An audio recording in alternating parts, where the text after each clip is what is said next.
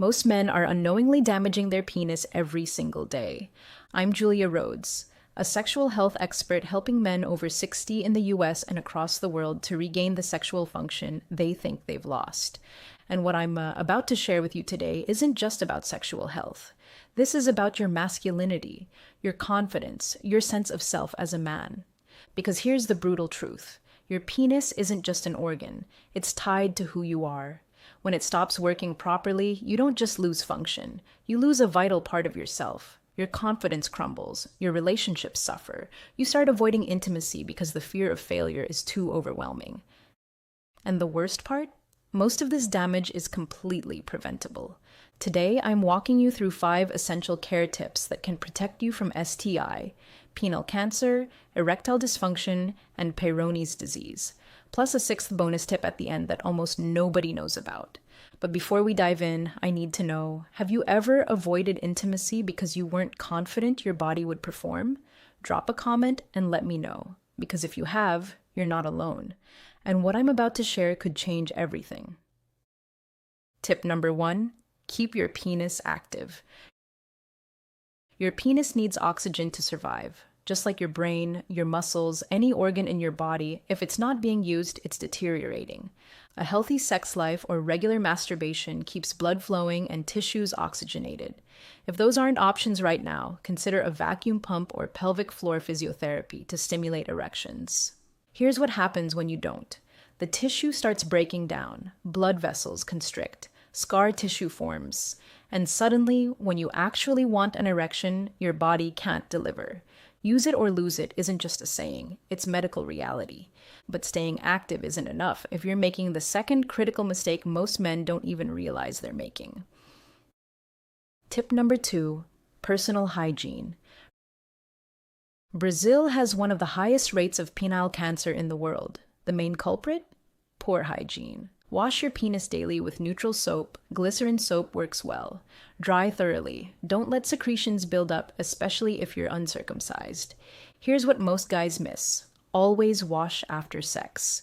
The vaginal pH is different from penile pH. If you don't wash, that imbalance alters your local flora and creates infections, inflammation, chronic issues you don't want. It takes 30 seconds. But skip it consistently and you're opening the door to serious problems. And speaking of problems, the 3rd mistake is even more dangerous because most men have no idea they're doing it. Tip number 3, never have sex with a partial erection. If you're semi-erect, not fully hard but not completely soft, you're causing repeated microtraumas during sex. Those microtraumas create scar tissue. That scar tissue forms nodules. Those nodules cause curvature. Before you know it, you're dealing with Peyronie's disease, a condition that can make sex painful or even impossible. If you're not fully erect, wait. Don't force it. Your ego might want you to push through, but your penis is taking damage you can't see. Now, if you're finding value in this, do me a favor. Hit that subscribe button right now, because if you don't, you'll forget about this video tomorrow. You'll go back to the same habits that got you here, and 6 months from now, you'll be dealing with problems you could have prevented today. Don't let that be you. Subscribe and let's keep you healthy. Because the next tip is where things get controversial, but it might be the most important one for your long-term sexual function. Tip number 4, avoid excessive pornography. Excessive porn consumption causes sexual desensitization. Your brain becomes dependent on that specific stimulus, the visual intensity, the novelty, the constant dopamine hits. Then when you're with a real partner, nothing feels quite right. Your arousal system is calibrated to a screen, not to another person. I'm not saying never watch porn. I'm saying if you can't get aroused without it, or if you prefer it to actual intimacy, you've crossed a line. Recalibrate before it gets worse.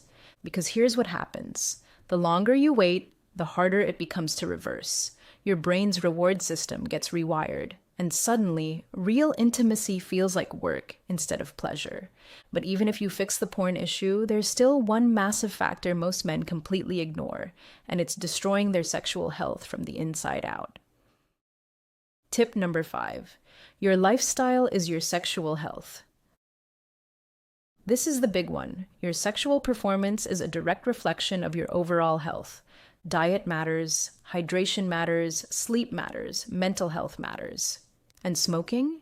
It's a specific risk factor for both erectile dysfunction and Peyronie's disease. Every cigarette damages the blood vessels that supply your penis. If you're serious about sexual health, you need to quit. Same with excessive alcohol. Occasional drinking is fine, but chronic heavy drinking destroys testosterone levels and vascular function. Your lifestyle habits are either building or destroying your sexual future. Choose accordingly. And that brings me to the bonus tip, the one almost nobody knows about, but it could be preventing silent damage every single night. Bonus tip: sleep without underwear. Sleep naked, or at least in loose underwear. Why? Because you get erections throughout the night. That's normal and healthy. But if you're wearing tight underwear, those nocturnal erections are getting compressed and traumatized. Over time, that compression creates micro-injuries. Those injuries lead to fibrosis. That fibrosis develops into curvature and Peyronie's disease. It's such a simple fix. Just stop wearing tight underwear to bed. You see, these 6 tips will protect your sexual health for decades, but they only work if you actually implement them. Now, if you want deeper information on men's sexual health, the kind of raw, unfiltered content that platforms like this won't let me share, I've created a newsletter specifically for that purpose. No corporate restrictions, just research-backed protocols and real solutions. The link is in the description. What surprised you most? Drop a comment and let me know. And if this was helpful, hit that like button. I'll see you in the next one.